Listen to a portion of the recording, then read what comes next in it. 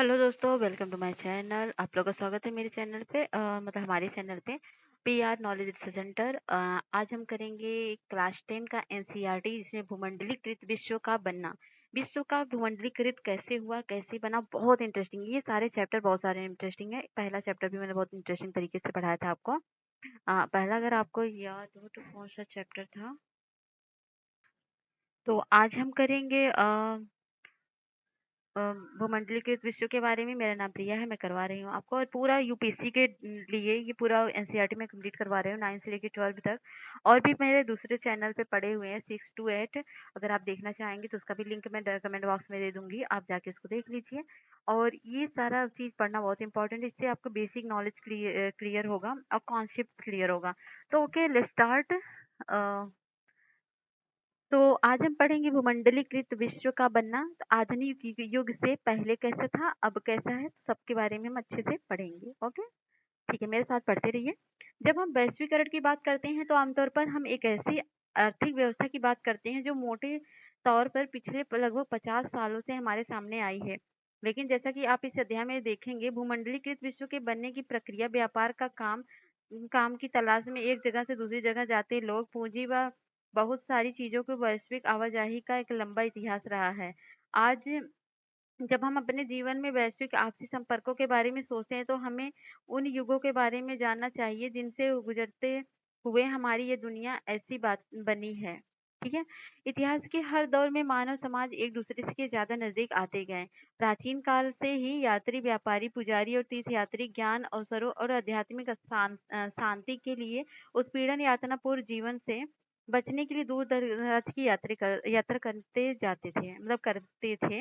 अपनी यात्राओं में ये लोग तरह-तरह की चीज़ें, पैसा, मूल्य मान्यताएँ, हुनर, विचार, आविष्कार, यहाँ तक कि कीटाणु और बीमारियों भी साथ लेकर चलते रहते हैं और चलते रहे हैं।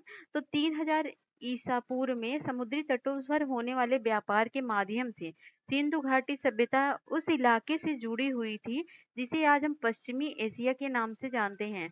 हजार साल से भी ज्यादा समय से मालदीव के समुद्र में पाई जाने वाली कौड़ियाँ, जिन्हें पैसे या मुद्रा के रूप में इस्तेमाल किया जाता था, चीन और पूर्वी अफ्रीका तक पहुंचती रही है। बीमारी फैलाने वाले कीटाणुओं का दूर-दूर तक फैल पहुंचने का इतिहास भी 7वीं सदी तक ढूंढा जा सकता है। 13वीं सदी के बाद तो इनके प्रसार को निश्चय ही साफ देखा जा सकता है। तो एक स्मृति शिला पर पानी के एक जहाज का चित्र है, गोवा संग्रहालय 10वीं शताब्दी का। ये चित्र आप देख सकते हैं, ये पानी के जहाज का चित्र है। ठीक है। रेशम मार्ग और जिसे सिल्क रूट बोलते हैं, से जुड़ती दुनिया। आधुनिक काल से पहले के युग में दुनिया के दूर-दूर स्थित भागों के बीच व्यापारिक और सांस्कृतिक संपर्कों का सबसे जीवंत उदाहरण सिल्क मार्गों के रूप में दिखाई देता है। सिल्क मार्ग नाम से पता चलता है कि इस मार्ग में पश्चिम को भेजे जाने वाले चीनी रेशम सिल्क का कितना महत्व था। इतिहासकारों ने बहुत सारे सिल्क मार्गों के बारे में बताया है। जमीन या समुद्र से होकर गुजरने वाले ये रास्ते न केवल एशिया के विशाल क्षेत्रों को एक दूसरे से जोड़ने का काम करते थे, बल्कि एशिया को यूरोप और उत्तरी अफ्रीका से भी जोड़ते थे। ऐसे मार्ग ईसा पूर्व के समय से ही सामने आ चुके थे, लगभग 15वीं शताब्दी तक अस्तित्व में थे। इस रास्ते में चीनी पाटरी जाती थी और इसी रास्ते से भारत व दक्षिण पूर्व एशिया के कपड़े और मसाले दुनिया के दूसरे भागों में पहुंचते थे। वापसी में सोने चांदी जैसे कीमती वस्तुएं यूरोप से एशिया पहुंचती थी। तो ये चीन की एक गुफा पेंटिंग में दर्शाया गया सिल्क मार्ग है। तो व्यापार और सांस्कृतिक आदान-प्रदान दोनों प्रक्रियाएं साथ-साथ चलती थी। शुरुआती काल के ईसाई मसीही निश्चय ही इस मार्ग से एशिया में आते होंगे। कुछ सदी बाद मुस्लिम धर्मोपदेश भी इसी रास्ते से दुनिया में फैले। इससे भी बहुत पहले पूर्वी भारत में उपजा बौद्ध धर्म सिल्क मार्ग की विविध शाखाओं से ही कई दिशाओं में फैल चुका था। भोजन की यात्रा और स्पैघेटी और आलू क्या है? तो हमारे खाद्य पदार्थ दूसरे देशों के बीच सांस्कृतिक आदान-प्रदान के कई उदाहरण पेश हैं। जब भी व्यापारी और मुसाफिर किसी नए देश में जाते थे, जाने-अनजाने वहीं नई फसलों के बीज बो आते थे। संभव है कि दुनिया के विभिन्न भागों में मिलने वाले झटपट तैयार होने वाले खाद्य पदार्थों के भी साझा स्रोत रहे हैं। आइए स्पैघेटी, जिसे कि स्पैघेटी और नूडल्स की उदाहरण लें, माना जाता है कि नूडल्स चीन से पश्चिम में पहुँचते हैं और उन्हीं से स्पैघेटी का जन्म हुआ। यह संभव है कि पास्ता अरब यात्रियों के साथ 5वीं सदी में सिसिली पहुँचा, जो अब इटली का एक टापू है।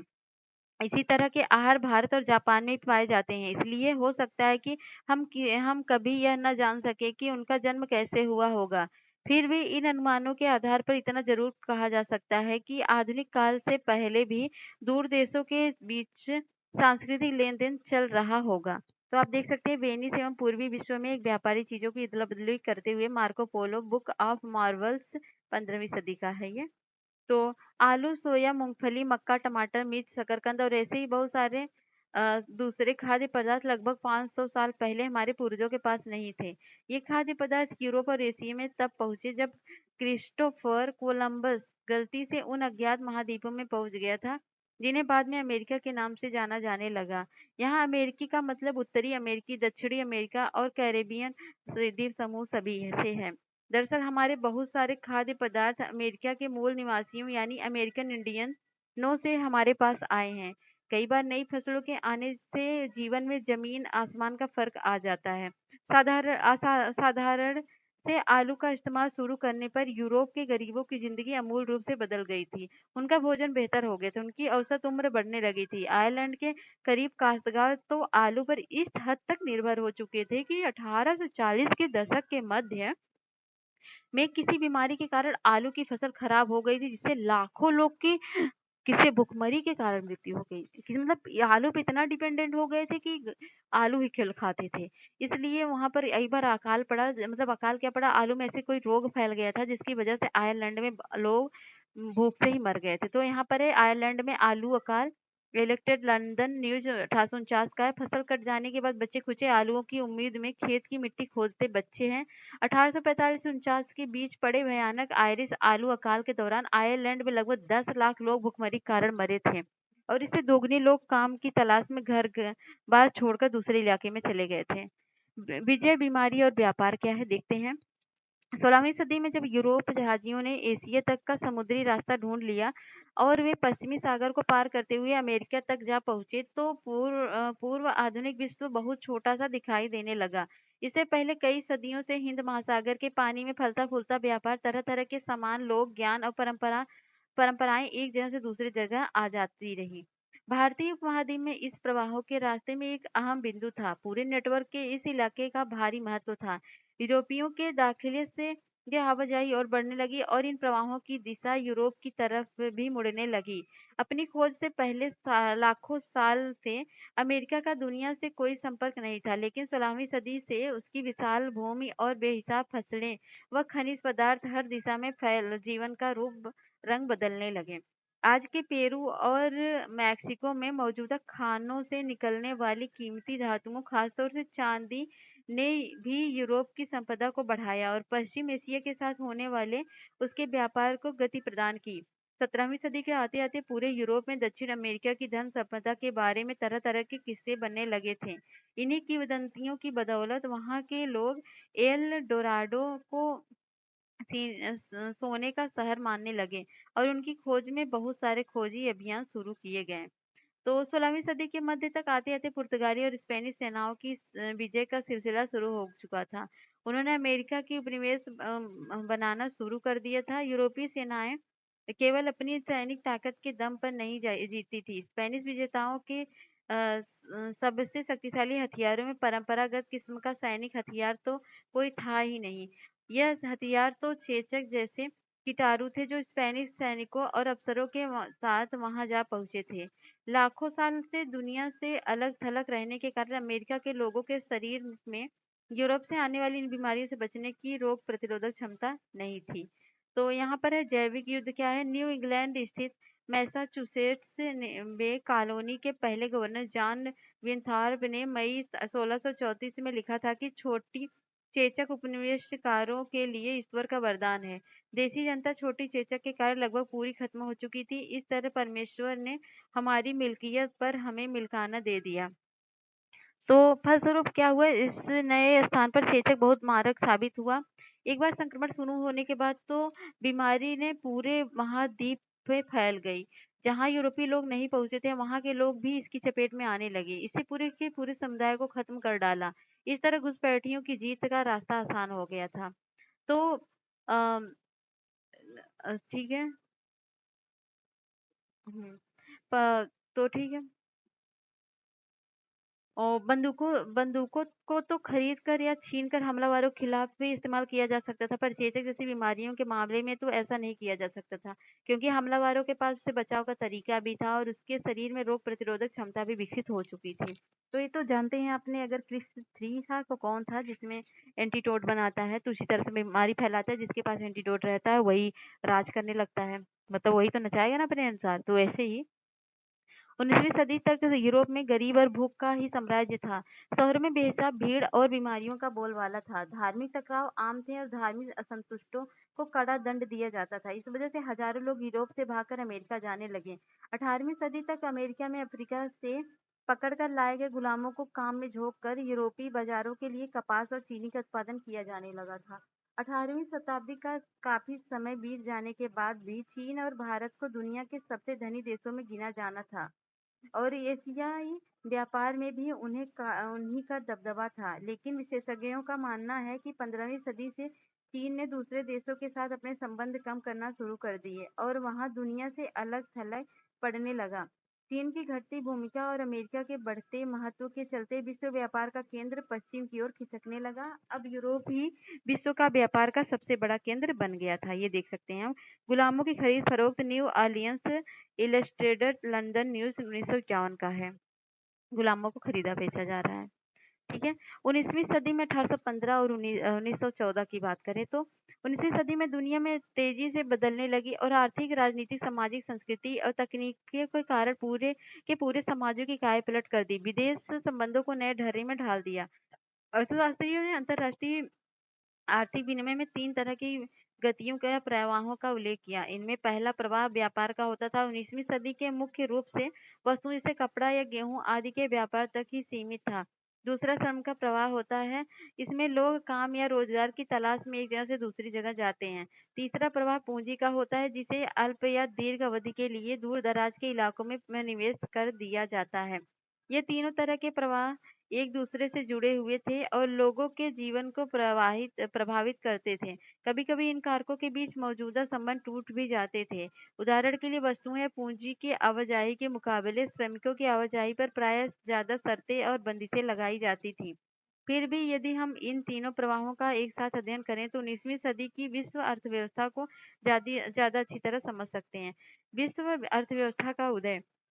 इन विषय को समझने के लिए सबसे पहले औद्योगिक यूरोप में खाद्य उत्पादन और उपभोग के बदलते रुझानों पर विचार करें तो बेहतर होगा।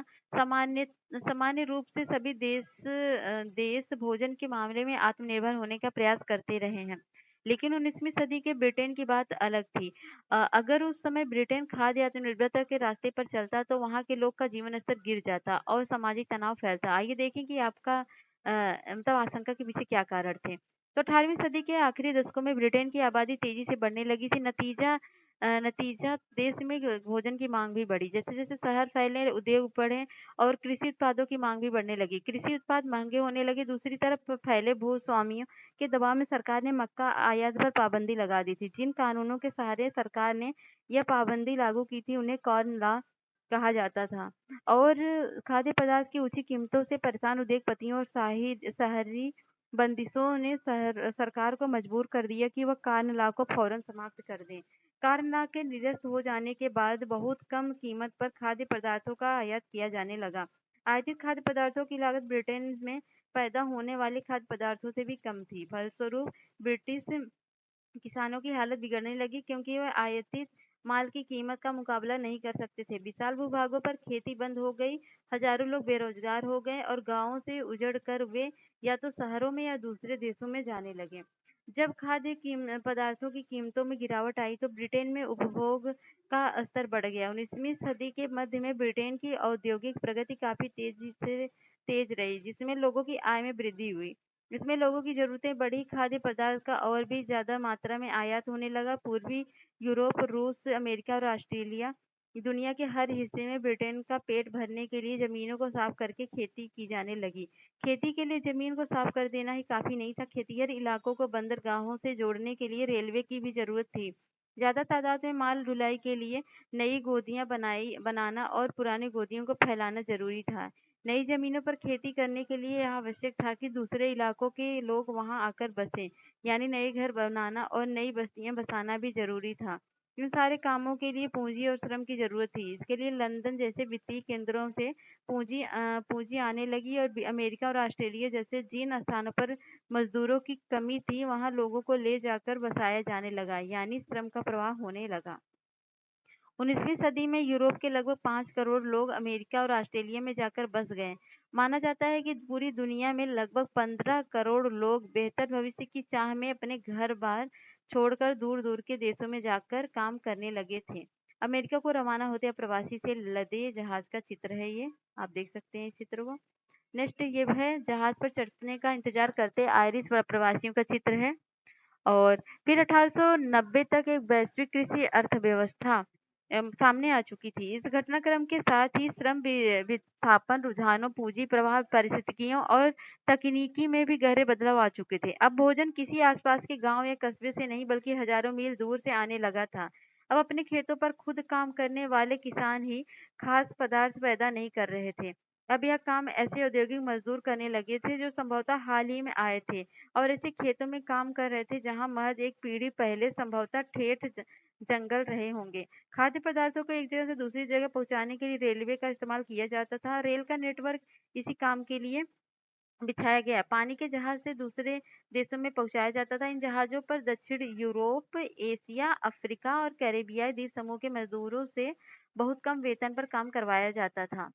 तो अगला क्या है, बहुत छोटे पैमाने पर ही सही लेकिन इसी तरह के नाटकीय बदलाव हम अपने यहाँ पंजाब में भी देख सकते हैं। यहाँ ब्रिटिश भारतीय सरकार ने अर्ध रेगिस्तानी पड़ती जमीन को उपजाऊ बनाने के लिए नहरों का जाल बिछाया ताकि निर्यात के लिए गेहूं और कपास खेती की जा सके। नई नहरों की सिंचाई वाले इलाकों में पंजाब के अन्य स्थानों के लोगों को लाकर बसाया गया। उनकी बस्तियों को केनाल कॉलोनी कहा जाता था।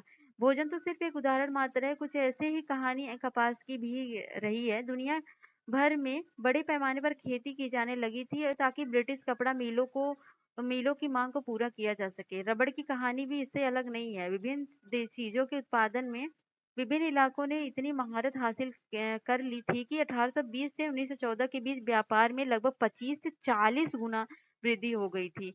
इस व्यापार को लगभग 60% हिस्सा प्राथमिक उत्पाद यानी गेहूं, कपास जैसे कृषि उत्पादों तथा कोयले जैसे खनिज पदार्थों को था। तकनीक की भूमिका क्या थी? तो इस घटनाक्रम में तकनीक की क्या भूमिका रही? रेलवे, भाप के जहाज, टेलीग्राफ, ये सब तकनीक बदलाव बहुत महत्वपूर्ण रहे थे। इनके बिना 19वीं सदी में आए परिवर्तन की कल्पना नहीं की जा सकती थी। तकनीकी प्रगति अक्सर चौतरफा सामाजिक, राजनीतिक और आर्थिक कारकों का परिणाम भी होती है। उदाहरण के लिए उपनिवेशीकरण के कारण आयातक और परिवहन साधनों में भी काफी सुधार किए गए। तेज चलने वाली रेलगाड़ियां बनी, बोगियों का भार कम किया गया, जलपोतों का आकार बढ़ा जिससे किसी को भी उत्पाद को खेतों में दूर-दूर के बाजारों में कम लागत पर और ज़्यादा आसानी से पहुंचाया जा सके। तो यहाँ पर द स्मिथफील्ड क्लब ये है लंदन का। तो मांस उत्पादों के व्यापार में इस प्रक्रिया का अच्छा अंदाजा मिलता है। 1870 के दशक में अमेरिका यूरोप को मांस का निर्यात नहीं करता था। उस समय केवल जिंदा जानवर ही भेजे जाते थे जिन्हें यूरोप ले जाकर काटा जाता था। लेकिन जिंदा जानवर बहुत ज्यादा जगह घेरते थे, बहुत सारे तो लंबे सफर में मर जाते थे या बीमार पड़ जाते थे। बहुतों का वजन गिर जाता था या वे खाने लायक नहीं रह जाते थे। इसी वजह से मांस खाना एक महंगा सौदा था। यूरोप के गरीबों की पहुंच से बाहर था। दूसरी तरफ ऊंची कीमतों के कारण मांस उत्पादों की मांग और उत्पादन भी कम रहता था। नई तकनीक के आने पर यह स्थिति बदल गई। पानी के जहाजों में रेफ्रिजरेटर की तकनीकी स्थापित कर दी गई जिससे जल्दी खराब होने वाली चीजों को लंबी यात्राओं पर ले जाया जा सकता था। और इसके बाद तो जानवरों को यात्रा से पहले ही मारा जाने लगा और अमेरिका, ऑस्ट्रेलिया और न्यूजीलैंड सब जगह जानवरों की बजाय उनकी मांस यूरोप में भेजे जाने लगे। इससे न केवल समुद्री यात्रा में आने वाले खर्चा कम हो गया बल्कि यूरोप में मांस की दाम भी गिर गए। यूरोप के गरीबों को ज्यादा विविधतापूर्ण खुराक मिलने लगे। उसके पहले उनके पास सिर्फ आलू और ब्रेड होते थे, अब उनके सारे लोगों के भोजन में मांसाहार भी शामिल हो गया। जीवन स्थिति सुधरी तो देश में शांति स्थापित होने लगी और दूसरे देशों में साम्राज्यवादी मंसूबों को समर्थन मिलने लगा। तो मांस का अलेक्सांद्र जलपोत पर लादा जा रहा था, ये देख सकते हैं चित्र। ठीक है, अगला क्या है? 19वीं सदी के आखिरकार में उपनिवेशवाद। 19वीं शताब्दी के आखिरी दशकों में व्यापार बढ़ा और बाजार तेजी से फैलने लगा। ये केवल फैलते व्यापार और संपन्नता का ही दौर नहीं था। हमें इस प्रक्रिया के स्याह पक्ष को भी नजरअंदाज नहीं करना चाहिए। व्यापार में इजाफे और विश्व अर्थव्यवस्था के साथ निकटता का एक परिणाम यह हुआ कि दुनिया के बहुत सारे भागों में स्वतंत्रता और आजीविका के साधन छिनने लगे। 19वीं सदी के आखिरी दशकों में यूरोपियों की विजयों में बहुत सारे कष्टदायक आर्थिक, सामाजिक और पारिस्थितिकी परिवर्तन आए और औपनिवेशिक समाजों को विश्व अर्थव्यवस्था में समाहित कर लिया गया। जरा अफ्रीका के मानचित्र को देखिए, आप पाएंगे कि वहां के कुछ देशों की सीमाएं तो बिल्कुल सीधी लकीर जैसी हैं, मानो उन्हें फुट्टा रखकर खींचा गया हो। दुर्भाग्यवश यही हुआ भी था।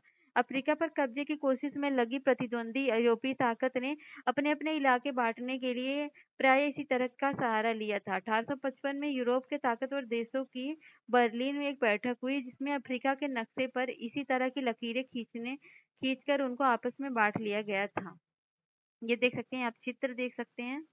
19वीं सदी के आखिर में ब्रिटेन और फ्रांस में अपने शासन करने वाले क्षेत्रफल में भारी वृद्धि कर ली थी। बेल्जियम और जर्मनी नई औपनिवेशिक ताकत के रूप में सामने आए। पहले स्पेन के कब्जे में रह चुके कुछ उपनिवेशों पर कब्जा करके 1890 के दशक के आखिरी वर्षों में संयुक्त राज्य अमेरिका भी औपनिवेशिक ताकत बन गया।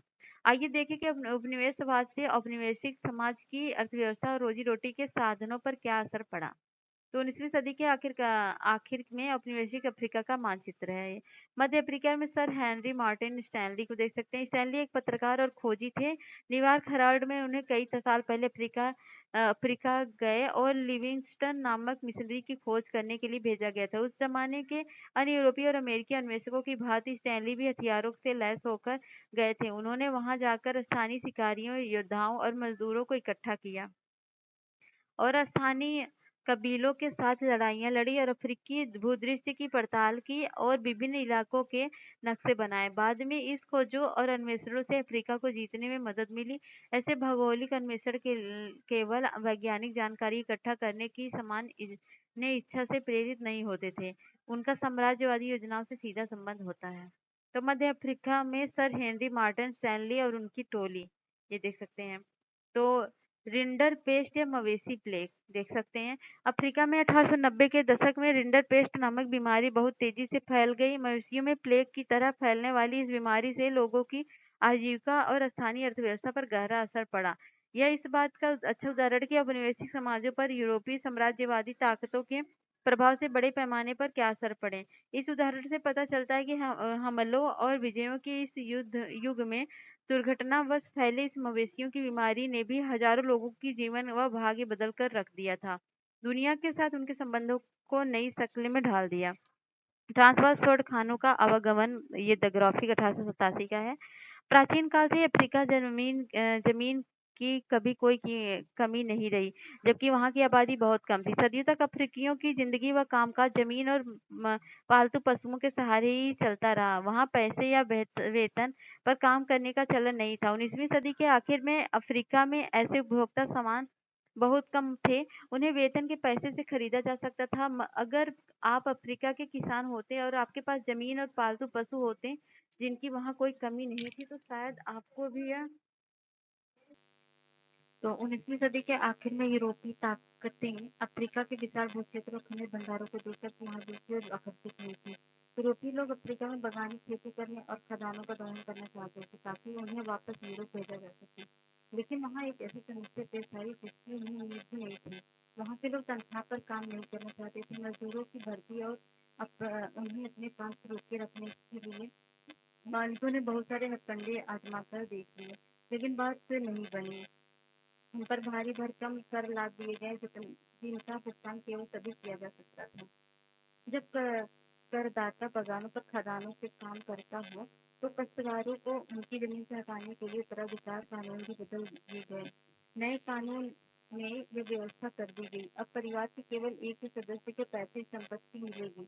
इस कानून के जरिए परिवार के बाकी लोगों को श्रम बाजार में धकेलने का प्रयास किया जाने लगा। खाना कर्मियों को बाड़ों में बंद कर दिया गया और उन्हें खुलेआम घूमने फिरने पर पाबंदी लगा दी गई।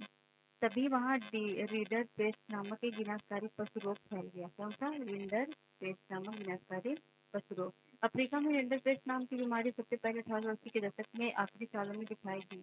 उस समय पूर्वी अफ्रीका में एरिट्रिया पर हमला कर रहे इतालवी सैनिकों का पेट भरने के लिए एशियाई देशों से जानवर लाए जाते थे। ये बीमारी विशिष्ट अधिपत्य वाले एशियाई देशों से आए उन्हीं जानवरों के जरिए यहाँ पहुंची थी।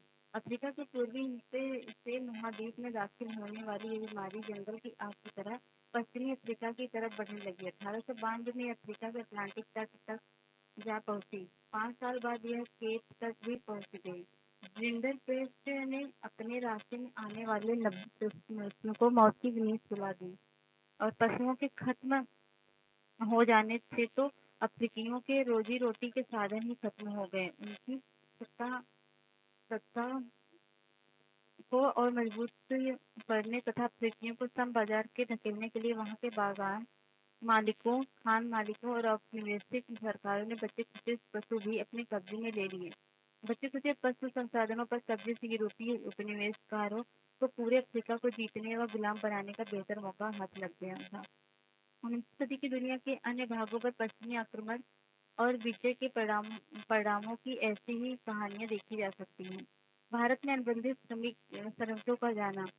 तो भारत में अनुबंधित श्रमिकों को ले जाया जाना भी 19वीं सदी की दुनिया की विविधता को प्रतिबिंबित करता है।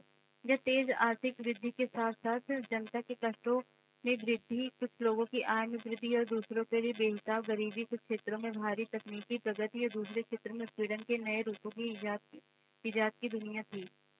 19वीं सदी में भारत और चीन के लाखों मजदूरों को बागानों, खदानों और सड़क व रेलवे निर्माण परियोजनाओं में काम करने के लिए दूर दूर के देशों में लाया जाता था। भारतीय अनुबंधित श्रमिकों को खास तरह के अनुबंध या एग्रीमेंट के तहत ले जाया जाता था।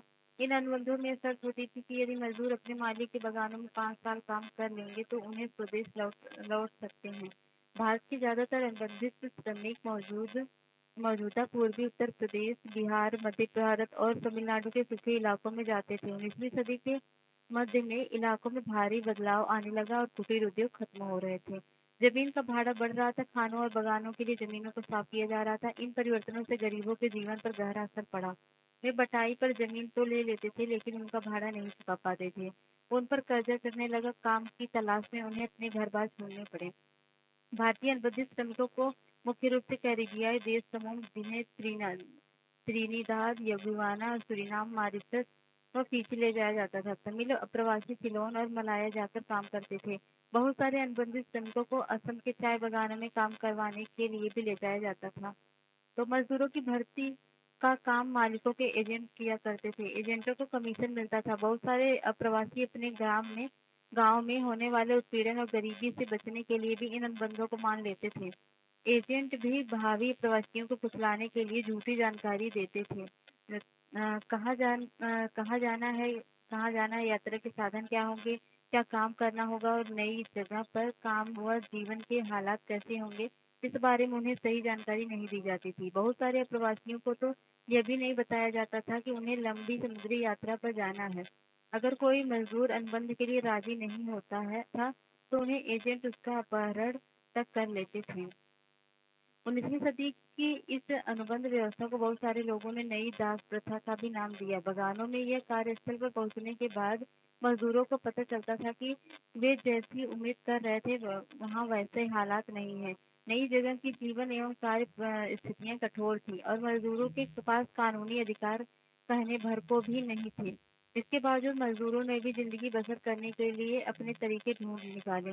बहुत सारे तो भागकर जंगलों में चले गए और अगर अगर ऐसे मजदूर पकड़े जाते तो उन्हें भारी सजा दी जाती थी और बहुतों ने तो अपनी पुरानी और नई संस्कृतियों का सम्मिश्रण करते हुए व्यक्तिगत और सामूहिक आत्माभिव्यक्ति के रूप में खोज त्रिनिदाद मुहर्रम के सालाना जुलूस को एक विशाल उत्सवी मेले का रूप दे दिया गया। इस मेले को होसे नाम दिया गया। इसमें सभी धर्मों और नस्लों के मजदूर हिस्सा लेते थे। इसी प्रकार रास्ता फरियानवाद नामक विद्रोही धर्म जिसे जमैक के गए गायक बाब मिल्ले ने ख्याति के शिखर पर पहुंचा दिया था, में भी भारतीय प्रवासियों और कैरिबियाई द्वीप समूह के बीच इन संबंधों की झलक देखी जा सकती है।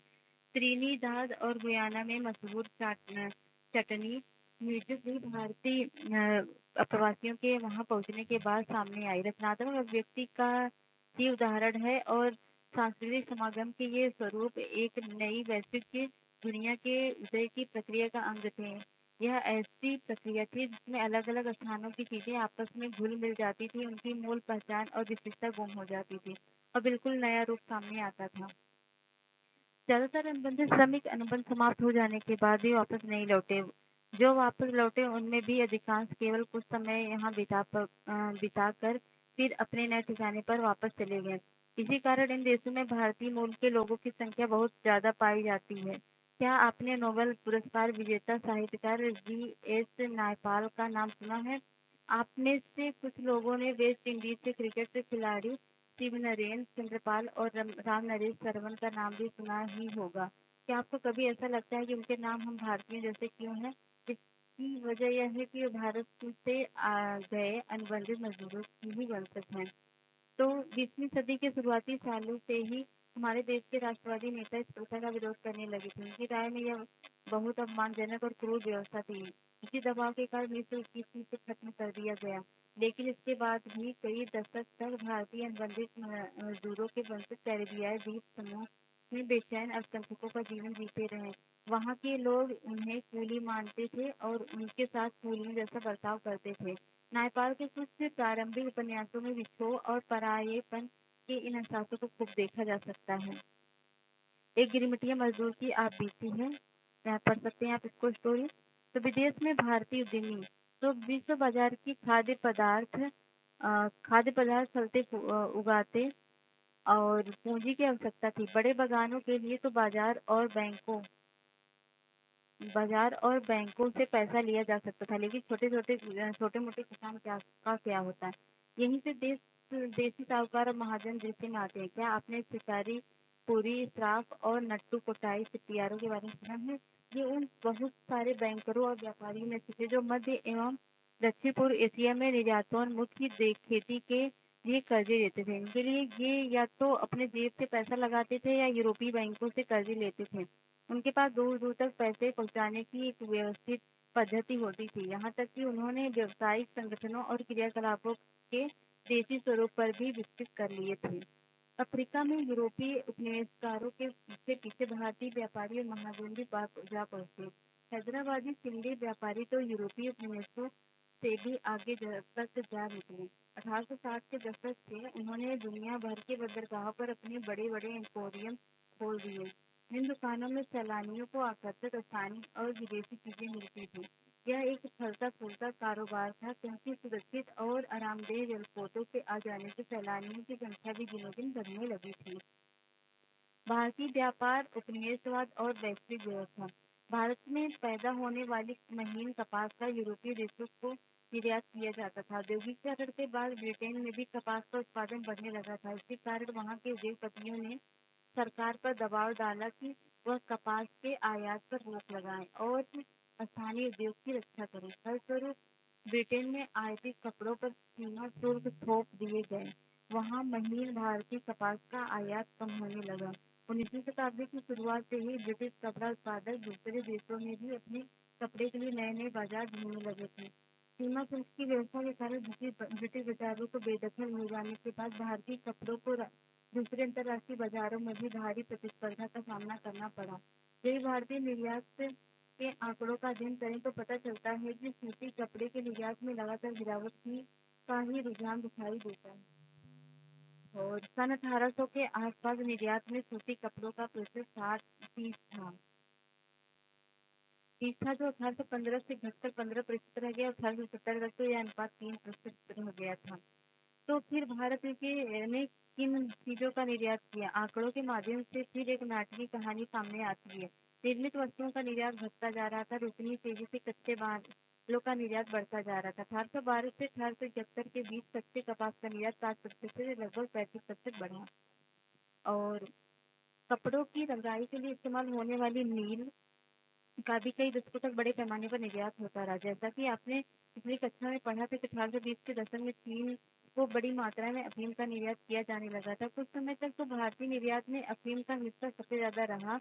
ब्रिटेन की सरकार भारत में अफीम की खेती करवाती थी और उसे चीन को निर्यात कर देती थी। अफीम के निर्यात से जो पैसा मिलता था उसके बदले चीन से ही चाय और दूसरे पदार्थों का आयात किया जाता था।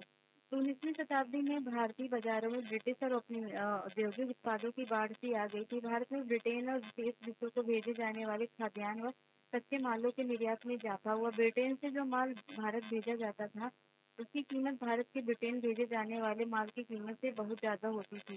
भारत के साथ ब्रिटेन हमेशा व्यापार अधिशेष की अवस्था में रहता था। इसका मतलब है कि आपसी व्यापार में हमारे ब्रिटेन को ही फायदा रहता था।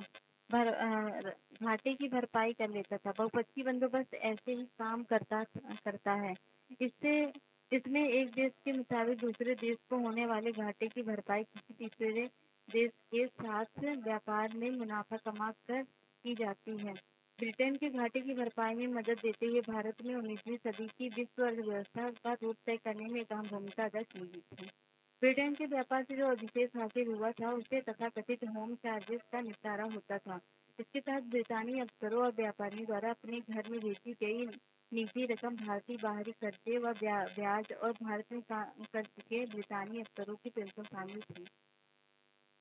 महायुद्धों के बीच अर्थव्यवस्था देखें तो पहला महायुद्ध मुख्य तौर पर यूरोप में ही लड़ा गया और लेकिन इसके असर जो है दुनिया से महसूस किए गए। इस अध्याय में हम जिन चीजों का विचार कर रहे थे उनकी दृष्टि से एक महत्वपूर्ण प्रभाव यह रहा कि इस युद्ध ने विश्व अर्थव्यवस्था को एक ऐसे संकट में ढकेल दिया जिसमें बढ़ने में दुनिया को 3 दशक से भी ज्यादा का समय लगा।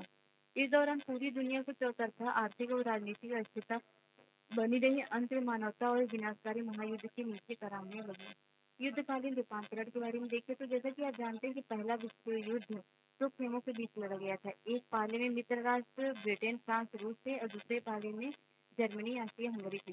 9 में भी मैंने पढ़ाया था अगर आपको याद होगा तो हंगरी ऑटोमन तुर्की थे। अगस्त 1914 में जब युद्ध शुरू हुआ तो उस समय बहुत सारी सरकारों को यही लगता था कि यह युद्ध ज्यादा से ज्यादा क्रिसमस तक खत्म हो जाएगा, पर युद्ध तो 4 साल से भी ज्यादा समय तक चलता रहा। मानव सभ्यता के इतिहास में ऐसा भीषण युद्ध पहले कभी नहीं देखा गया था। इस युद्ध में दुनिया के सबसे अगुआ औद्योगिक राष्ट्र एक दूसरे से जूझ रहे थे और उन्होंने शत्रुओं को नेस्तनाबूद करने के लिए उनके पास बेहिसाब आधुनिक औद्योगिक शक्ति इकट्ठा हो चुकी थी।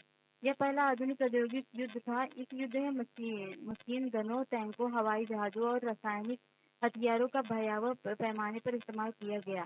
ये सभी चीजें आधुनिक विशाल उद्योग की देन थी। युद्ध के दिन दुनिया भर के असंख्य सिपाहियों की भर्ती की जाती थी और उन्हें विशाल जलपोतों व रेलगाड़ियों में भरकर युद्ध के मोर्चों पर ले जाया जाना था। इस युद्ध ने मौत और विनाश की जैसी विभीषिका रची उसकी औद्योगिक युग से पहले और औद्योगिक शक्ति के बिना कल्पना नहीं की जा सकती थी। युद्ध में 90 लाख से ज्यादा लोग मारे गए और 2 करोड़ लोग घायल हुए। काफी बड़ा अमाउंट है। मृतकों और घायलों में से ज्यादातर कामकाजी उम्र के लोग थे। इस महाविनाश के कारण यूरोप में कामकाज के लायक लोगों की संख्या बहुत कम रह गई। परिवार के सदस्य घट जाने से युद्ध के बाद परिवारों की आय भी गिर गई। युद्ध संबंधित सामग्री का उत्पाद करने के लिए उद्योगों का पुनर्गठन किया गया। युद्ध की जरूरतों के मद्देनजर पूरे के पूरे समाज को बदल दिया गया। मर्द मोर्चे पर जाने लगे तो उन कामों को संभालने के लिए घर की औरतों को बाहर आना पड़ा जिन्हें अब तक केवल मर्दों का ही काम माना जाता था। युद्ध के कारण दुनिया के कुछ सबसे शक्तिशाली आर्थिक ताकतों के बीच आर्थिक संबंध टूट गए। अब वे देश एक दूसरे से बदला लेने पर उतारू थे। इस युद्ध के लिए ब्रिटेन को अमेरिका बैंकों और अमेरिकी जनता से भारी कर्जा लेना पड़ा। फलस्वरूप इस युद्ध में अमेरिका के कर्जदार की बजाय कर्जदाता देश बन गया। कहने का आशय यह है कि युद्ध के बाद दूसरे देशों में अमेरिका और उसके नागरिकों की संपत्तियों की कीमत अमेरिका में दूसरे देशों की सरकारी या अन्य नागरिकों स्वामित्व अथवा नियंत्रण वाली संपदाओं से कहीं ज्यादा हो चुकी थी। युद्धोत्तर सुधार क्या हुआ? तो युद्ध के बाद आर्थिक स्थिति को पटरी पर लाने का रास्ता काफी मुश्किल साबित हुआ। युद्ध से पहले ब्रिटेन दुनिया की सबसे बड़ी अर्थव्यवस्था था। युद्ध के बाद सबसे लंबा संकट उसे ही झेलना पड़ा। जिस समय ब्रिटेन युद्ध से जूझ रहा था, उसी समय भारत और जापान उद्योग विकसित होने लगे थे। युद्ध के बाद भारतीय बाजार में पहले वाली वर्चस्वशाली स्थिति प्राप्त करना ब्रिटेन के लिए बहुत मुश्किल हो गया था। अब उसे जापान से भी मुकाबला करना था, तो अलग। युद्ध के खर्च की भरपाई करने के लिए ब्रिटेन ने अमेरिका से जमकर कर्जे लिए। इसका परिणाम यह हुआ कि युद्ध खत्म होने तक ब्रिटेन भारी विदेशी कर्जों में दब चुका था। युद्ध के कारण आर्थिक उत्साह को माहौल पैदा हो गया था, क्योंकि मांग, उत्पादन और रोजगारी में भारी इजाफा हुआ। जब युद्ध के कारण पैदा हुआ उत्साह शांत होने लगा, तो उत्पादन गिरने लगा और बेरोजगारी बढ़ने लगी। दूसरी ओर सरकार ने भी भारी भरकम युद्ध संबंधी व्यय में भी कटौती शुरू कर दी, ताकि शांतिकालीन करों के सहारे भी उनकी भरपाई की जा सके। इन सारे प्रयासों से रोजगार भारी तादाद में खत्म हुए। 1930 में हर 5 में से एक ब्रिटिश मजदूर के पास काम नहीं था। रोजगार के बारे में बेचैनी और अनिश्चितता युद्धोत्तर वातावरण का अंग बन गई थी। बहुत सारी कृषि आधारित अर्थव्यवस्थाएं भी संकट में थी। उदाहरण के लिए गेहूं उत्पादन की हालत पर भी विचार कीजिए। युद्ध के पहले पूर्वी यूरोप विश्व बाजार में गेहूं की आपूर्ति करने वाला एक बड़ा केंद्र था। युद्ध के दौरान यह आपूर्ति अस्त व्यस्त हुई, तो कनाडा, अमेरिका, ऑस्ट्रेलिया में गेहूं की पैदावार अचानक बढ़ने लगी। लेकिन जैसे युद्ध समाप्त हुआ, पूर्वी यूरोप में गेहूं की पैदावार सुधरने लगी और विश्व बाजार में गेहूं की अति के हालात पैदा हो गए। अनाज की कीमतें गिर गई और ग्रामीण आय कम हो गई और किसान गहरे कर्ज संकट में फंस गए। बड़े पैमाने पर उत्पादन और उपभोग। अमेरिका में सुधार की गति तेज रही। यह हम पहले भी देख चुके हैं कि युद्ध में अमेरिका की अर्थव्यवस्था को कितना फायदा हुआ था। युद्ध के कुछ समय के लिए अमेरिका अर्थव्यवस्था को भी झटका लगा, लेकिन 20 के दशक के शुरुआती सालों में अमेरिका अर्थव्यवस्था तेजी से तरक्की के रास्ते पर बढ़ने लगी। 1920 के दशक में अमेरिकी अर्थव्यवस्था की एक बड़ी खासियत थी बृहत उत्पादन, मास प्रोडक्शन का चलन। बृहद उत्पादन की ओर बढ़ने का सिलसिला तो 19वीं सदी के आखिर में ही शुरू हो चुका था, लेकिन 1920 के दशक में तो यह अमेरिका औद्योगिक उत्पादन की विशेषता ही बन गया था। कार निर्माता हेनरी फोर्ड बृहद उत्पादन के विख्यात प्रणेता थे और उन्होंने शिकागो के एक बूचड़ खाने की असेंबली लाइन की तर्ज पर डेट्रॉयट के अपने कार कारखाने में भी आधुनिक असेंबली लाइन स्थापित की थी। शिकागो में बूचड़ खाने में मरे हुए जानवरों के एक कन्वेयर बेल्ट पर रख दिया जाता था और उनके दूसरे सिरे पर बड़े मांस विक्रेता अपने हिस्से का मांस उठाकर निकालते थे।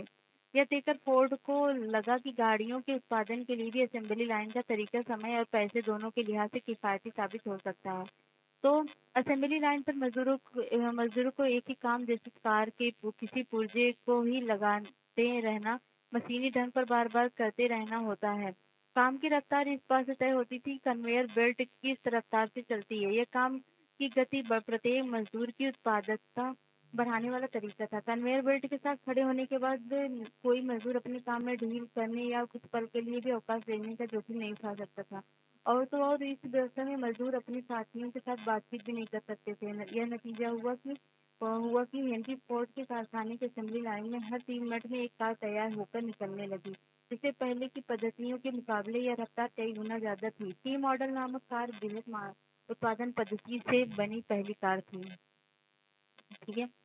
शुरुआत में फोर्ड फैक्ट्री के मजदूरों को असेंबली लाइन में पैदा होने वाले थकान झेलने काफी मुश्किल महसूस हुई, क्योंकि वे उसकी रफ्तार से किसी भी नियंत्रण में नहीं रह सकते थे। बहुत सारे मजदूरों ने काम छोड़ दिया। इस चुनौती से निपटने के लिए फोर्ड ने हताश होकर जनवरी 1914 से वेतन दोगुनी यानी $5 प्रतिदिन कर दिया। साथ ही उन्होंने अपने कारखाने में ट्रेड यूनियन गतिविधियों पर भी पाबंदी लगा दी थी। तनख्वाह बढ़ने से हेनरी फोर्ड के मुनाफे में जो कमी आई थी, उसकी भरपाई करने के लिए वे अपनी असेंबली लाइन की रफ्तार बार बार बढ़ाने लगे। उनके मजदूरों पर काम का बोझ लगातार बढ़ता जा रहा था। अपने इस फैसले से फोर्ड बहुत संतुष्ट थे और कुछ समय बाद उन्होंने कहा था कि लागत कम करने के लिए अपनी जिंदगी में उन्होंने इससे अच्छा फैसला कभी नहीं लिया। फोर्ड द्वारा अपनाई गई उत्पादन पद्धतियों को जल्दी ही पूरे अमेरिका में अपनाया जाने लगा। 20 के दशक में ही यूरोप से भी उनकी नकल की जाने लगी। बृहद उत्पादन पद्धति ने इंजीनियरिंग आधारित चीजों की लागत और कीमत में कमी ला दी। बेहतर वेतन के चलते अब बहुत सारे मजदूर भी कार जैसी टिकाऊ उपभोक्ता वस्तुएं खरीद सकते थे। 1919 में अमेरिका में 20 लाख कारों का उत्पादन होता था, जो 1929 में बढ़कर 50 लाख का प्रतिवर्ष से भी ऊपर जा चुका। इसके साथ ही बहुत सारे लोग fridge, washing machine, radio, gramophone player आदि भी खरीदने लगे। ये सब चीजें हाईएस्ट परचेज व्यवस्था के तहत खरीदी जाती थी। यानी लोग ये सारी चीज़ें कर्जे या कर्जे पर खरीदते थे। उनको कीमत साप्ताहिक या मासिक किस्तों में चुकानी होती थी। मकानों के निर्माण और निजी मकानों की संख्या में वृद्धि से फ्रिज, वॉशिंग मशीन, उपकरण की मांग में इजाफा हुआ। उल्लेखनीय है कि घरों का निर्माण या खरीदारी भी कर्जे पर ही की जाती थी।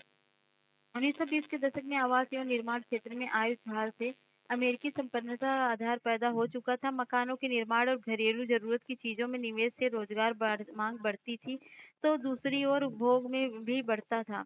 बढ़ते उपभोग के लिए और ज्यादा निवेश की जरूरत थी, जिससे और नए रोजगार या आमदनी में वृद्धि होने लगी थी।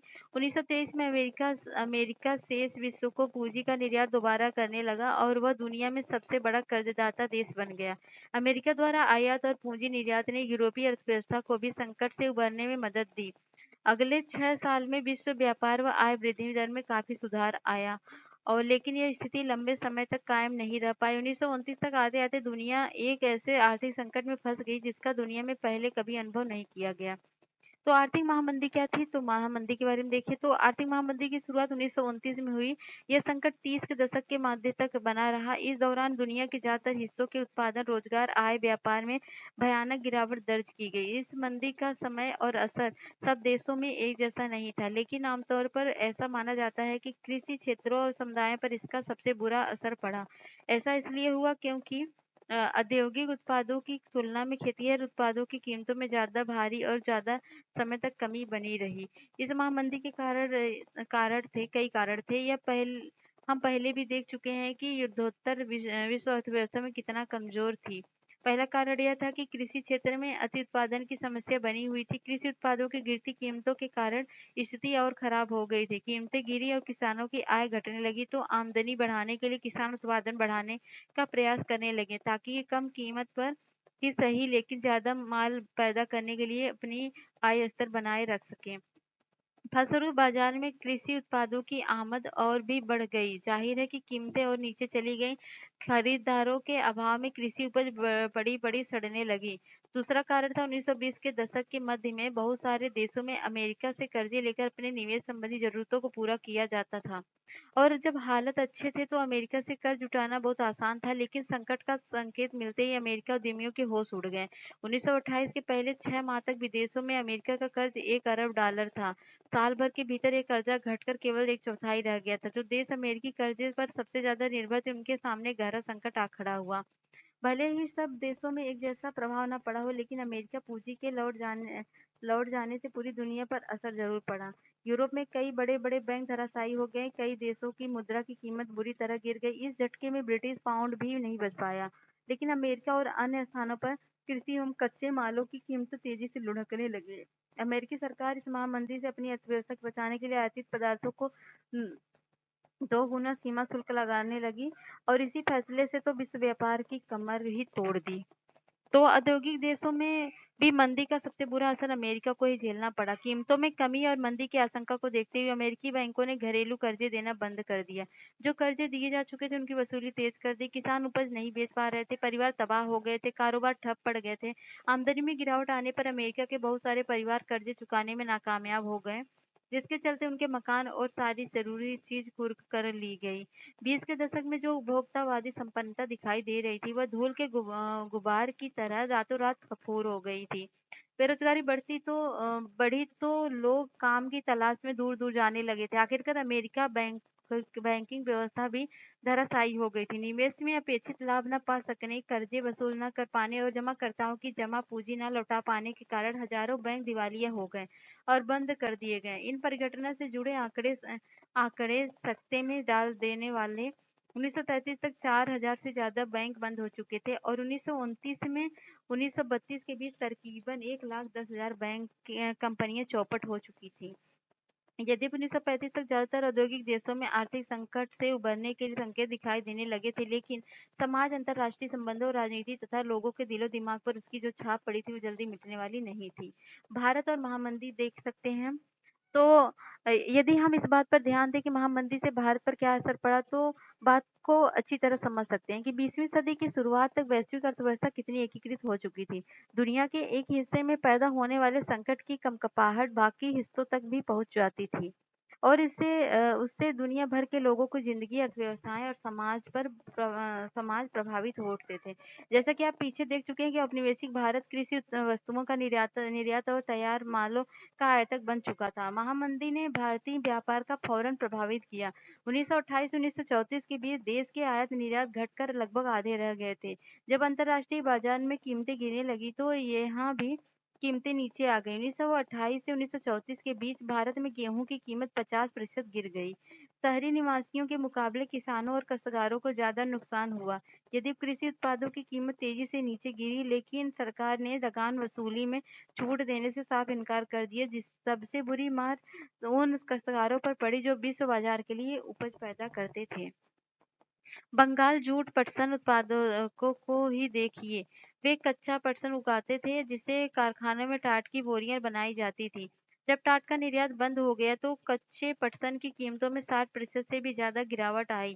जिन काश्तकारों ने दिन फिरने की उम्मीद से या बेहतर आमदनी के लिए उपज बढ़ाने के वास्ते कर्जे लिए थे, उनकी हालत भी उपज का सही मोल न मिलने के कारण खराब थी। वे दिनों दिन कर्ज में डूबते जा रहे थे। इसी विपत्ति को ध्यान में रखकर बंगाल के एक कवि ने लिखा, चलो भाइयों नकद की उम्मीद और ज्यादा परसेंट तुम उगाओ, लागत और कर्जे में पिसकर ना उम्मीदी पाओ, सारी पूंजी लगा फंसा कर फसल खड़ी कर जाओ, घर बैठे बनिए देंगे 5 रुपए मन भाव। तो पूरे देश में काश्तकार पहले से भी ज़्यादा कर्ज में डूब गए थे। अ, खर्चे पूरे करने के चक्कर में उनकी बचत खत्म हो चुकी थी। ज़मीन सूदखोरों के पास गिरवी रखी गई थी। घर में गहने जेवर भी बिक चुके थे। मंदी के इन्हीं सालों में भारत की कीमत धातुओं, खासतौर पर सोने का निर्यात करने लगा। प्रसिद्ध अर्थशास्त्री कीन्स का मानना था कि भारतीय सोने के निर्यात में वैश्विक अर्थव्यवस्था को पुनर्जीवित करने में काफ़ी मदद मिली। इस निर्यात ब्रिटेन की आर्थिक दशा सुधारने के लिए में तो निश्चित ही मदद दी, लेकिन भारतीय किसानों को कोई लाभ नहीं हुआ। 1931 में मंदी अपने चरम पर थी और ग्रामीण भारत असंतोष व उथल-पुथल के दौर में गुजर कर रहा था। उसी समय महात्मा गांधी ने सविनय अवज्ञा आंदोलन शुरू कर दिया। यह मंदी शहरी भारत के लिए इतनी दुखदाई नहीं रही। कीमतें गिरते जाने से बावजूद शहरों में रहने वाले ऐसे लोगों की हालत ठीक रही जिनकी आय निश्चित थी। जैसे शहर में रहने वाले जमींदार जिन्हें अपनी जमीन पर बांध बंधाया भाड़ा मिल जाता था, मध्यम वर्गीय वेतनभोगी कर्मचारी और राष्ट्रवादी खेमे के दबाव में उद्योगों की रक्षा के लिए सीमा शुल्क बढ़ा दिए गए थे, जिससे औद्योगिक क्षेत्र में भी निवेश में तेजी आई। और विश्व अर्थव्यवस्था का पुनर्निर्माण और युद्धोत्तर काल के बारे में हम देखेंगे तो पहला विश्व युद्ध खत्म होने के केवल 2 दशक बाद दूसरा विश्व युद्ध शुरू हो गया था। ये युद्ध 2 बड़े खेमों के बीच लड़ा गया। एक गुट में धुरी शक्तियां मुख्य रूप से नाज़ी जर्मनी, जापान, इटली थे, तो दूसरी खेमे में कौन था? ब्रिटेन था, सोवियत संघ था, फ्रांस और अमेरिका के नाम से जाना जाता है। 6 साल तक चला ये युद्ध जमीन, हवा, पानी असंख्य मोर्चों पर लड़ा गया। इस युद्ध में मौत तबाही की कोई हद बाकी नहीं बची थी। माना जाता है कि इस जंग के कारण प्रत्यक्ष या अप्रत्यक्ष रूप से करीब 6 करोड़ लोग मारे गए थे। 1939 की वैश्विक जनसंख्या का लगभग 3% करोड़ लोग घायल मतलब प्रतिशत करोड़ों लोग इसमें घायल भी हुए थे। अब तक के युद्ध के मोर्चे पर मरने वाली संख्या ज़्यादा होती थी। इस युद्ध में ऐसे लोग ज़्यादा मरे जो किसी मोर्चे पर लड़ नहीं रहे थे। यूरोप और एशिया के विशाल भूभाग तबाह हो चुके थे। कई शहर हवाई बमबारी या लगातार गोलाबारी के कारण मिट्टी में मिल चुके थे। इस युद्ध में बेहिसाब आर्थिक और सामाजिक तबाही को जन्म दिया। ऐसे हालात में पुनर्निर्माण का काम कठिन और लंबा साबित होने लगा था। रूस पर हमला करती जर्मन टुकड़ियां देख सकते हैं आप। तो युद्धोत्तर काल में पुनर्निर्माण का काम 2 बड़े प्रभावों के साये में आगे बढ़ा। पश्चिमी विश्व में अमेरिका आर्थिक, राजनीतिक और सैनिक दृष्टि से एक वर्चस्वशाली ताकत बन चुका था। दूसरी ओर सोवियत संघ भी एक वर्चस्वशाली शक्ति के रूप में सामने आया। नाज़ी जर्मनी को हराने के लिए सोवियत संघ की जनता ने भारी कुर्बानियां दी थी। जिस समय पूर्व पूंजीवादी दुनिया महामंदी से जूझ रही थी, उसी दौरान सोवियत संघ के लोगों ने अपने देश को एक पिछड़े खेतिहर देश की जगह एक विश्व शक्ति की हैसियत में ला खड़ा किया था। तो युद्धोत्तर बंदोबस्त और ब्रिटेन वुड्स संस्था क्या थी, ये भी देख सकते हैं। तो 2 महायुद्धों के बीच मिले आर्थिक अनुभवों में अर्थशास्त्रियों और राजनीतिज्ञों ने 2 अहम सबक निकाले। पहला, बृहत उत्पादन पर आधारित किसी औद्योगिक समाज को व्यापक उपभोग के लिए कायम नहीं रखा जा सकता है, लेकिन व्यापक उपभोग को बनाए रखने के लिए आवश्यक है कि आमदनी काफ़ी ज़्यादा और स्थिर हो। यदि रोजगार अस्थिर होंगे तो आय स्थिर नहीं हो सकती है। स्थिर आय के लिए पूर्ण रोजगार भी ज़रूरी था, लेकिन बाज़ार पूर्ण रोजगार की गारंटी नहीं दे सकता और कीमत, उपज और रोजगार में आने वाले उतार-चढ़ाव को नियंत्रित करने के लिए सरकार दखल ज़रूर देती थी। आर्थिक स्थिरता केवल सरकारी हस्तक्षेप के ज़रिए सुनिश्चित की जा सकती थी। दूसरा सबक बाहरी दुनिया के सब आर्थिक सॉरी बाहर अम दूसरा सबक था बाहरी दुनिया के आर्थिक संबंधों के बारे में था। पूर्ण रोजगार का लक्ष्य केवल तभी हासिल किया जा सकता है जब सरकार के पास वस्तुओं, पूंजी, श्रम की आवाजाही को नियंत्रित करने की ताकत उपलब्ध हो। संक्षेप में युद्धोत्तर अंतर्राष्ट्रीय आर्थिक व्यवस्था का मुख्य उद्देश्य यह था कि औद्योगिक विश्व में आर्थिक स्थिरता एवं पूर्ण रोजगार बनाए रखा जाए। इस फ्रेमवर्क पर जुलाई 1944 में अमेरिका स्थित न्यू हैम्पशर के ब्रेन वुड्स नामक स्थान संयुक्त राष्ट्र मौद्रिक एवं वित्तीय सम्मेलन में सहमति बनी। सदस्य देशों के विदेश व्यापार में लाभ और घाटे से निपटने के लिए ब्रिटेन वुड्स सम्मेलन भी अंतर्राष्ट्रीय मुद्रा कोष की स्थापना की गई। युद्धोत्तर पुनर्निर्माण के लिए पैसे का इंतजाम करने के लिए वास्ते अंतर्राष्ट्रीय पुनर्निर्माण एवं विकास बैंक का गठन किया गया। इसी वजह से विश्व बैंक और IMF को ब्रेट्स वुडन संस्थान या ब्रेटन वुड्स ट्वेन भी कहा जाता है। इसी आधार पर युद्धोत्तर अंतर्राष्ट्रीय आर्थिक व्यवस्था को अक्सर ब्रिटेन वुड्स व्यवस्था भी कहा जाता है। विश्व बैंक और IMF ने 1947 में औपचारिक रूप से काम करना शुरू किया। इस संस्थाओं की निर्णय प्रक्रिया पर पश्चिमी औद्योगिक देशों का नियंत्रण रहता है। अमेरिका विश्व बैंक और IMF के किसी भी फैसले को वीटो कर सकता है। अंतर्राष्ट्रीय मौद्रिक व्यवस्था अंतर्राष्ट्रीय मुद्राओं और मौद्रिक व्यवस्थाओं को एक दूसरे से जोड़ने वाली व्यवस्था है। ब्रिटेन वुड्स व्यवस्था निश्चित विनिमय दरों पर आधारित थी। इस व्यवस्था में राष्ट्रीय मुद्राएं जैसे भारतीय मुद्रा, रुपया, डॉलर के साथ एक निश्चित विनिमय दर में बंधा हुआ था। $1 के बदले में कितने रुपए देने होंगे यह स्थिर रहता था। डॉलर का मूल्य भी सोने से बंधा हुआ था। $1 की कीमत 35 औंस सोने के बराबर निर्धारित की गई थी। प्रारंभिक युद्धोत्तर वर्ष ब्रिटेन वुड्स व्यवस्था में पश्चिमी औद्योगिक राष्ट्रों और जापान के लिए व्यापार तथा आय में वृद्धि के लिए अप्रतिमय युग का सूत्रपात किया। 1950 से 1970 के बीच विश्व व्यापार की विकास दर सालाना 4% से भी ज्यादा रही। इस दौरान वैश्विक आय में लगभग 5% की दर से वृद्धि हो रही थी। विकास दर की कमोबेश स्थिर ही थी। सबसे ज्यादा उतार चढ़ाव नहीं आए थे। इस दौरान ज्यादातर समय अधिकांश औद्योगिक देशों में बेरोजगारी औसत 5% से भी कम रही। इन दशकों में तकनीकी और उद्यम का विश्वव्यापी प्रसार हुआ। विकासशील देश विकसित औद्योगिक देशों के बराबर पहुंचने की जी तोड़ कोशिश कर रहे थे। इसलिए उन्होंने आधुनिक तकनीकी के चलते चलने वाले संयंत्रों और उपकरणों के आयात पर बेहिसाब पूंजी का निवेश किया। औपनिवेशिक और स्वतंत्रता क्या है तो देख सकते हैं। दूसरा विश्व युद्ध खत्म होने के बाद भी दुनिया एक बहुत बड़ा भाग यूरोपीय औपनिवेशिक शासन के अधीन था। अगले 2 दशकों में एशिया और अफ्रीका ज्यादातर उपनिवेश स्वतंत्र स्वाधीन राष्ट्र बन चुके थे, लेकिन ये सभी देश गरीब और संसाधन की कमी से जूझ रहे थे। उनकी अर्थव्यवस्थाएं और समाज लंबे समय तक चले औपनिवेशिक शासन के कारण अस्त व्यस्त हो चुकी थी। IMF और विश्व बैंक का गठन तो औद्योगिक देशों की जरूरतों को पूरा करने के लिए किया गया था। यह संस्था भूतपूर्व उपनिवेशों में गरीबों की समस्या और विकास की कमी से निपटने में दक्षिणी थी, लेकिन जिस प्रकार यूरोप और जापान में अपनी अर्थव्यवस्थाओं का पुनर्गठन किया था, उसके कारण ये देश IMF और विश्व बैंक पर बहुत निर्भर भी नहीं थे। इसी का कारण 50 के दशक में आखिरी सालों में आकर ब्रिटेन वुड्स संस्थान विकासशील देशों पर भी पहले से ज्यादा ध्यान देने लगी। दुनिया के अल्प विकसित भाग उपनिवेशों के रूप में पश्चिमी साम्राज्यों के अधीन रहे थे। विडंबना यह थी कि नवस्वाधीन राष्ट्रों के रूप में भी अपनी जान को गरीबी और पिछड़ेपन की घर से बाहर निकालने के लिए उन्हें ऐसे अंतर्राष्ट्रीय संस्थाओं की मदद लेनी पड़ी जिन पर भूतपूर्व औपनिवेशिक शक्तियों का ही वर्चस्व था। औपनिवेशीकरण की बहुत साल बीत जाने के बाद भी बहुत सारे नवस्वाधीन राष्ट्रों की अर्थव्यवस्था पर भूतपूर्व औपनिवेशिक शक्तियों का ही नियंत्रण बना हुआ था। जो देश ब्रिटेन और फ्रांस के उपनिवेश रह चुके थे या जहाँ कहीं कभी उनका राजनीतिक प्रभुत्व रह चुका था, वहाँ के महत्वपूर्ण संसाधन जैसे खनिज संपदा और जमीन पर अभी भी ब्रिटिश और फ्रांसीसी कंपनियों का ही नियंत्रण था। वे इस नियंत्रण को छोड़ने के लिए किसी भी कीमत पर तैयार नहीं थे। कई बार अमेरिका जैसे अन्य शक्तिशाली देशों की बहुराष्ट्रीय कंपनियां भी विकासशील देशों के प्राकृतिक संसाधनों को बहुत कम कीमत पर दोहन करने लगी थी। तो क्या हुआ तो दूसरी ओर ज़्यादातर विकासशील देशों को 50 और 60 के दशक में पश्चिमी अर्थव्यवस्था की तेज प्रगति से कोई लाभ नहीं हुआ। इस समस्या को देखते हुए उन्होंने एक नई अंतर्राष्ट्रीय आर्थिक प्रणाली न्यू इंटरनेशनल इकोनॉमिक ऑर्डर के लिए आवाज उठाई। समूह 77 मतलब G77 के रूप में संगठित हुआ। NIEO जैसे उनका आशय यह ऐसी व्यवस्था से था जिसमें उन्हें अपने संसाधनों पर सही और मायनों में नियंत्रण मिल सके, जिससे उन्हें विकास के लिए अधिक सहायता मिले, कच्चे माल के सही दाम मिले और अपने तैयार मालों के मतलब मालों को विकसित देशों के बाजारों में बेचने की बेहतर पहुंच मिले।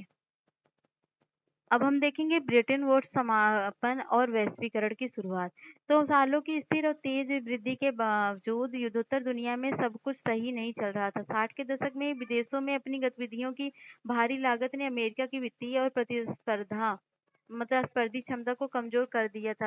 अमेरिकी डॉलर अब दुनिया की प्रधान मुद्रा के रूप में पहले जितना सम्मानित और निर्विवाद नहीं रह गया था। सोने की तुलना में डॉलर की कीमत गिरने लगी थी। अंततः स्थिर विनिमय दर की व्यवस्था विफल हो गई और प्रवाहमयी या अस्थिर विनिमय दर की व्यवस्था शुरू की गई। 70 के दशक के मध्य से अंतरराष्ट्रीय वित्तीय संस्थानों में भी भारी बदलाव आ चुके थे। तब तक विकासशील देश कर्जे और विकास संबंधी सहायता के अंतरराष्ट्रीय संस्थाओं की शरण ले सकते थे, लेकिन अब उन्हें पश्चिम के व्यावसायिक बैंकों और निजी ऋणदाता संस्थानों से कर्ज न लेने के लिए बाध्य किया जाने लगा। विकासशील विश्व में समय समय पर कर्ज संकट पैदा होने लगा, जिसके कारण आय में गिरावट आई थी और गरीबी बढ़ने लगी थी। अफ्रीका और लैटिन अमेरिका में यह समस्या सबसे ज्यादा दिखाई दी।